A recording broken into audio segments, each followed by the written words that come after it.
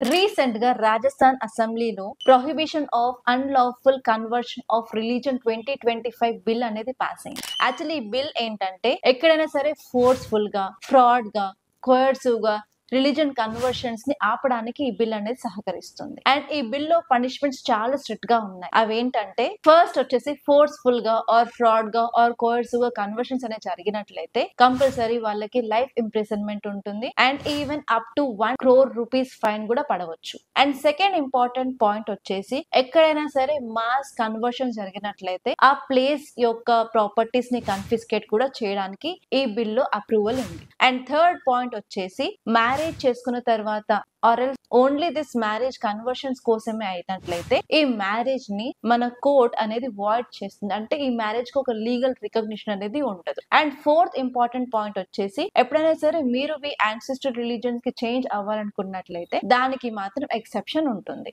ఈ బిల్లో అఫెన్సెస్ అన్ని cognisable and non bailable offences and ఈ ట్రయల్స్ అన్ని కూడా సెషన్ కోర్టులో మాత్రమే జరుగుతాయి. కానీ ఈ బిల్ మీద చాలా డిబేట్స్ అనేవి జరుగుతున్నాయి.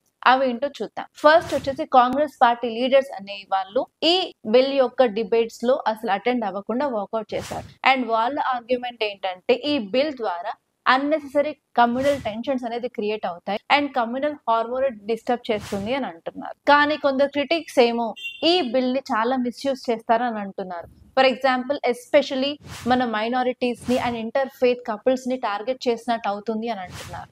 యాక్చువల్లీ మన రాజ్యాంగంలో మన కాన్స్టిట్యూషన్ లో ఆర్టికల్ 25 అనేది రైట్ టు రిలీజియస్ ఫ్రీడమ్ గురించి చెప్తుంది. బట్ ఈ ఫండమెంటల్ రైట్ అనేది not absolute. So even supreme court 1977 లో ఒక జడ్జ్మెంట్ అనేది ఇచ్చింది. రిలీజియన్ ని ప్రాపగేట్ చేయడం కరెక్టే కానీ ఫోర్స్ఫుల్ గా కన్వర్ట్ చేయడం తప్పని తీర్పునిచ్చింది. ఈ ఇంటర్ప్రిటేషన్ ని బేస్ చేసుకొని ఆల్రెడీ కొన్ని బీజేపీ రూల్ స్టేట్స్ ఇలాంటి యాంటీ కన్వర్షన్ లాస్ ని ఇంప్లిమెంట్ చేశాయి. ఇప్పుడు రాజస్థాన్ కూడా అదే ట్రెండ్ ఫాలో అవుతుంది.